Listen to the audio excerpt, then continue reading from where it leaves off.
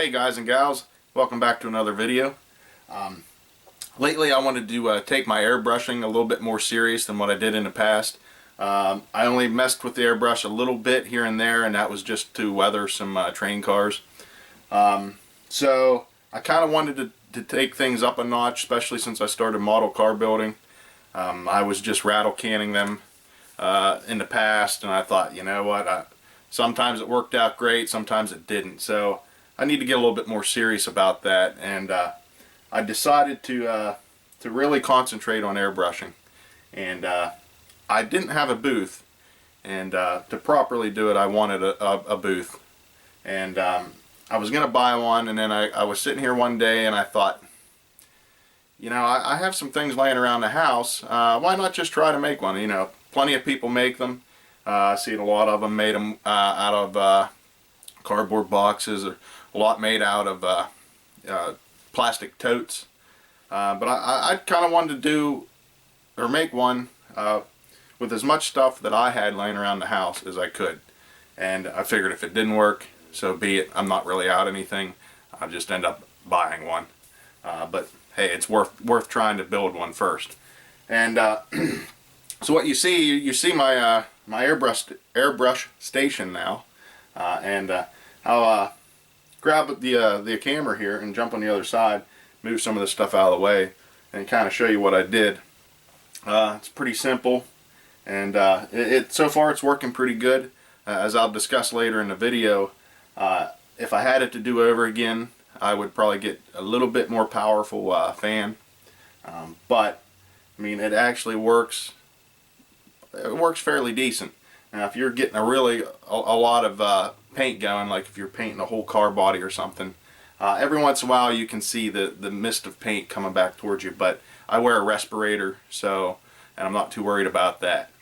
Also, I will make a note right now. It's a cheap fan, and this is not for flammable paint. But right now, I'm just spraying with acrylics. That's what I want to focus on. For me, it's simple, easier to clean up, and things like that. So I want to focus just on acrylics. Maybe down the road I'll jump into something else like the enamels and things. But for now, I'm just spraying acrylic, so it's no big deal.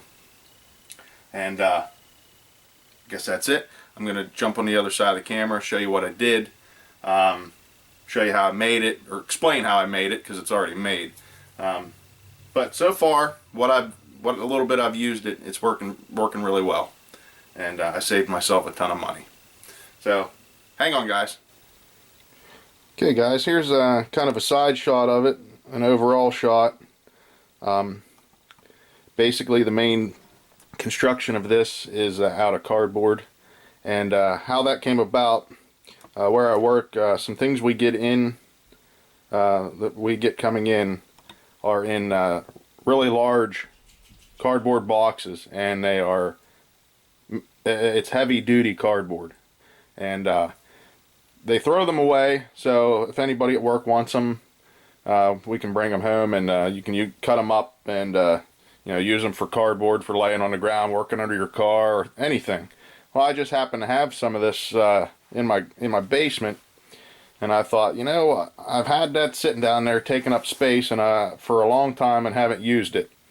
And a lot of it was, what I used here was a lot of pre-fold in it, and the pre-folds worked out just perfect for me. So I'll show you how I did it. But I just, you know, cut out cardboard. I decided on what measurements that I wanted my booth to be. I wanted it a little bit larger than some of the cheaper ones that you can buy for like $70 or $80 or $90. So I made it a little bit wider, a little bit taller, just so for ease of work for me. It may not ventilate quite as easy. You might need a more powerful fan. In hindsight, I should have got a little bit more powerful, but so far this is working okay for me, and it's something I can change in the future after you see how it's made. Alright, I'm going to pick this camera up, and hopefully don't make you seasick through the rest of this video. Alright, I'm going to start with the side shot of this. I started out with cutting a piece of the cardboard, and it's one piece of cardboard across the bottom, up the back, and across the top here. That's just one sheet folded, and like I said, it was already had pre-folds in it, right along here. So I just went ahead and made the back of my booth that size. I believe it's 10 inches. So I did that, and then I cut these side pieces out, and then just used some of the cardboard and made braces here, angled braces. And I just hot glued all this together, and then I hot glued this piece of foam core on top here just to finish this out. If I want to, I could pop that off, but I think it's better if I leave that in there. And then I went ahead and I lined the inside with white foam core just to bring out some brightness inside, so that, you know, it's a little bit brighter in your work area with a white background. And I originally was not going to use any type of ventilation fan on this, so I even had white foam core board in the back too, so it was fairly bright in there. But then before I used it, I decided to go ahead and do the ventilation part of it. And this blue back here is cut to size furnace filter that I got at Lowe's, and it was $5 for a big pack of it. But most of it is used in here, and I do have it doubled up. But after just looking at the back of this fan, it looks like I'm gonna have to come up with a little bit more of a filter or something, because I was spraying blue paint, and I see I got blue coming out of the fan. Or maybe that's how they all are. I don't know. I don't want to get too much filter in there, or it's just gonna draw down the suction. But after I decided to do add the fan, I went ahead and built a base. This is all stuff that I've had laying around the house. This hardboard, I had a piece of hardboard. You forget exactly what it might be, 2 feet by 3 feet, something like that. And then I had these wood strips from building my layout, and I went ahead and built just basically a base, a framework, and the hardboard. Built a base for the spray booth, because I needed something to mount this fan on, which this fan is a 50 CFM fan, bathroom fan from Lowe's. It was $15. All I did was duct tape it to the bottom of the base here, and then duct taped it right to the hole that I cut out for this fan on the inside there. So I just cut the back of the box out and duct taped that on there to seal it up. And how this fan is, inside here is where you're supposed to hardwire into a plug-in socket, where this plugs into a socket inside here.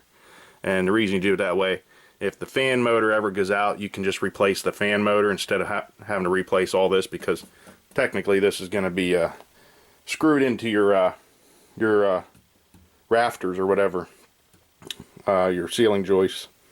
But anyways, instead of doing it that way, I just notched out a piece of the metal here and ran this out through, used some electrical tape in there to protect this wire from getting cut on the edge of the metal.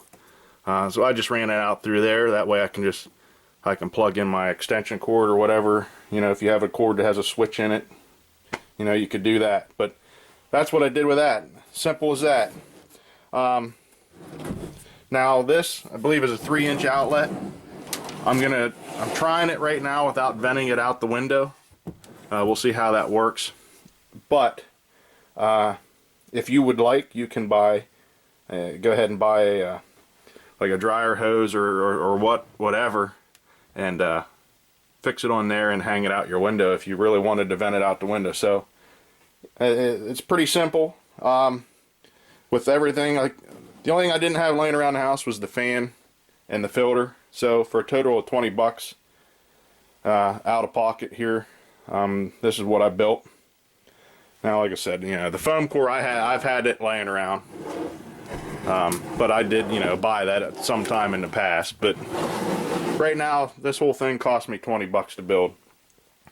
And so, in hindsight though, that's a 50 CFM fan. For the spraying that I've done already, I think you'd be okay with a 70 CFM fan. They have one of those for, I think, around $28, $29. The fan I got was $15. And it basically looks identical to that one. So I should have got that one maybe, because you know, you don't want to get too strong of a fan, or you end up you actually end up drawing a lot of dirt and things like that into what you're spraying on, and you end up you can get too much suction from the things that I've read anyways. So I would say you just want just enough. You don't want to overdo it. That's my opinion. I could be wrong, but I think if I do it over again, or I have to get another fan, I'm going to get the 70 CFM fan from Lowe's. Home Depot has them too, exact same price. They look identical, just a different brand name. But anyways, and I hot glued the cardboard booth to this base that I built too. I forgot to mention that. But that's it, guys. That's my airbrush booth. Like I said, as I see now, I might need to rethink my filter situation, because it is definitely blowing blue paint out the back, which is why I have this paper up here right now. This is my junk shelf of model railroad stuff, and I didn't want to get everything on, or anything spraying on it. So, alright, that's it, guys. There's plenty of ideas out there for homemade spray booths. This is the one I come up with. So hey, maybe it'll give someone else an idea to try something, especially if you have some cardboard laying around the house. I don't know how well it would work with regular cardboard. This is pretty heavy duty cardboard. As you can see, it's almost as wide as my finger. It works great for me. So, alright, in closing, I want to say you guys have a wonderful rest of the year, and if I don't see you anymore, I will see you next year. Take care, guys.